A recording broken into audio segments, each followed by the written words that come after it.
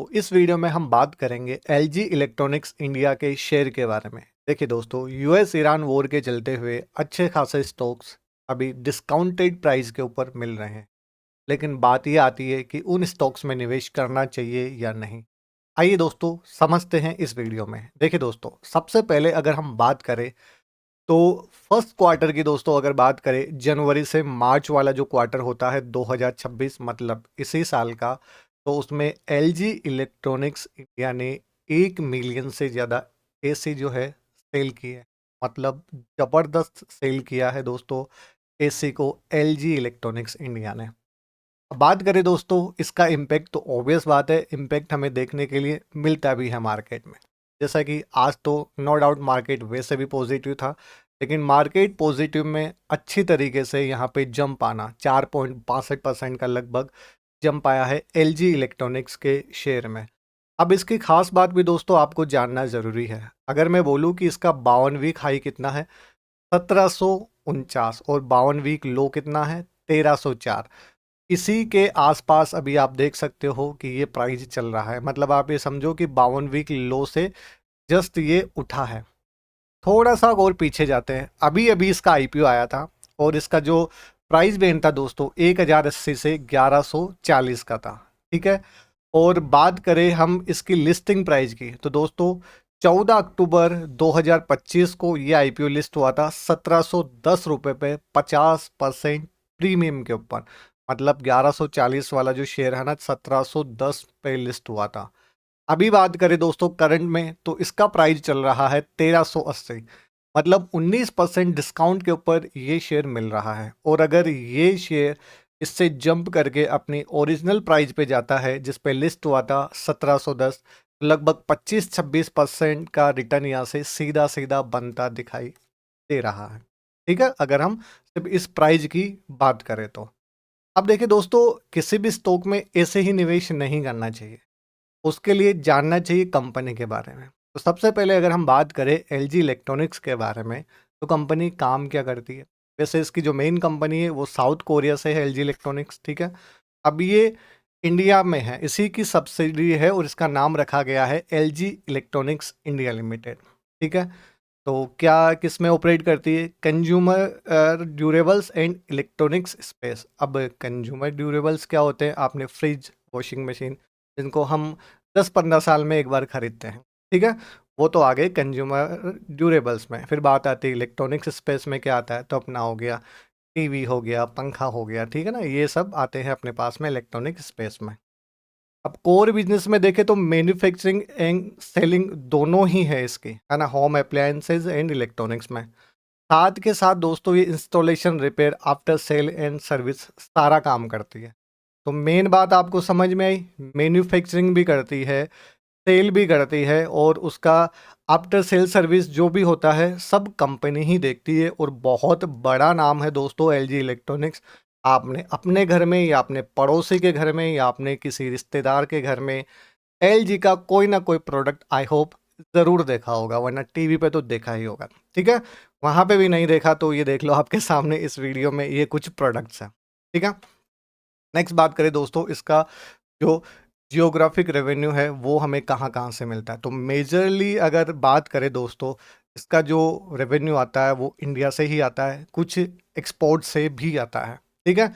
लेकिन ज़्यादा एक्सपोर्ट पे डिपेंडेंसी नहीं है, जो कि एक अच्छी बात है। इंडिया से ही इसका, क्योंकि मैन्युफैक्चरिंग यूनिट भी दोस्तों यहाँ पे इंडिया में ही लगी हुई है, तो ऑब्वियस बात है कि यहाँ पे ही मतलब मैन्युफैक्चरिंग होता है और यहीं पे सेल होता है, आफ्टर सेल एंड सर्विस सारी चीज़ें यहीं पे चलती रहती है। तो मेजोरिटी रेवेन्यू कहाँ से आता है, इंडिया से आता है। क्लियर। तो ये भी एक बहुत अच्छी बात है। ठीक है। जो अभी ग्लोबल क्राइसिस चल रहे हैं उसका इम्पेक्ट डायरेक्टली यहाँ पे नहीं पड़ेगा, इनडायरेक्टली पड़ेगा।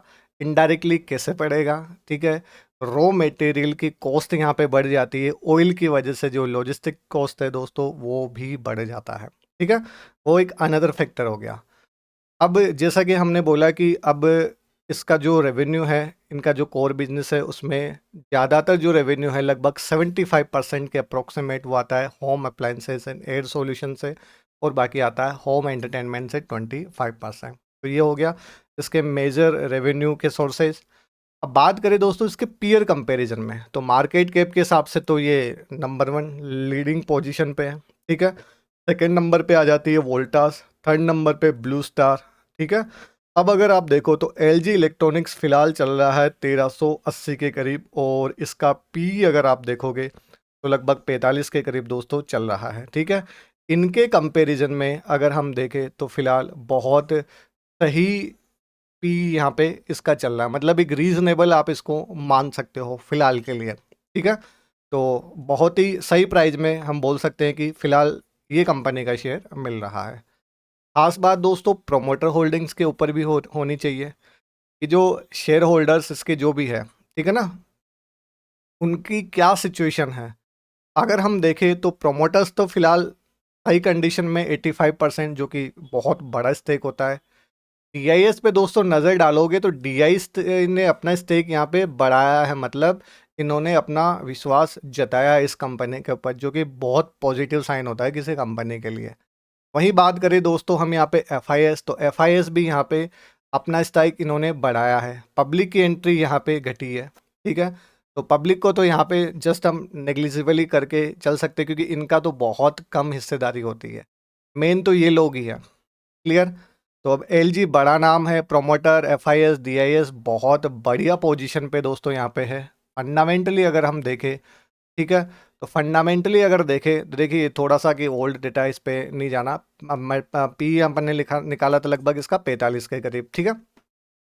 तो अब आरओई की बात करें तो आरओई यहाँ पे बहुत बढ़िया चल रहा है दोस्तों, 40% के करीब, है ना। और अगर हम बात करें दोस्तों इसका डेट टू इक्विटी मतलब नेग्लिजिबल, लगभग आप इसको डेट फ्री बोल सकते हो कंपनी को, जो कि एक बहुत बढ़िया साइन होता है किसी कंपनी के लिए, हमने ये भी जाना, ठीक है। इंडस्ट्री पी आ रहा 54 से, इसका पी कमी आ रहा है, जो तो मैंने आपको बताया एक रीजनेबल वैल्यूएशन अभी फिलहाल आप मान सकते हो। सस्ती नहीं मान सकते, ज़्यादा महंगी भी नहीं मान सकते आप इसको, ठीक है।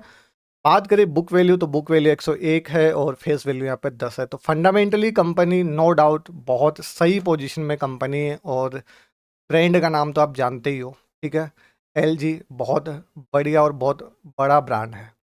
बात करें अब सिर्फ एसी में जो डील करने वाले, तो एसी में देखिए दोस्तों अगर हम बात करें तो वोल्टास सबसे पहले नंबर पे आता है, जिसने 21% का मार्केट शेयर ले रखा है। वही एलजी दोस्तों दूसरे ही नंबर पे एलजी आ जाता है, दूसरे ही नंबर पे एलजी आ जाता है। तो एसी जैसा कि हमने वीडियो के शुरू में ही आपको बताया था, बहुत बढ़िया नंबर पे यहाँ पे इन्होंने एसी सेल किए हैं पहले ही क्वार्टर में। तो बाकी आपको पता है कि इंडिया की गर्मी को देखते हुए, ठीक है, चूँकि इंडिया की कंपनी तो इंडिया के बारे में ही बात करेंगे, इंडिया की गर्मी को देखते हुए तो यहाँ पे ये एसी की जो सेल्स है दोस्तों वो लगातार बढ़ेगी ही। अभी तो फिलहाल गर्मी की शुरुआत हुई है। बाकी दोस्तों आपके क्या विचार है इस स्पेशल शेयर के बारे में, एक बार कमेंट करके ज़रूर बताइएगा। बाकी यहाँ पर जो है दोस्तों ये किसी भी तरीके का कोई भी यहाँ पे रिकमेंडेशन नहीं है इस स्टॉक को बाई होल्ड और सेल करने के रिगार्डिंग। ये वीडियो सिर्फ एजुकेशनल पर्पज के अकॉर्डिंग बनाया गया है। आपको अगर निवेश करना है इस स्टॉक में तो प्रॉपर स्टडी कीजिएगा, देन डिसाइड कीजिएगा कि आपको इस स्टॉक में निवेश करना है या फिर नहीं।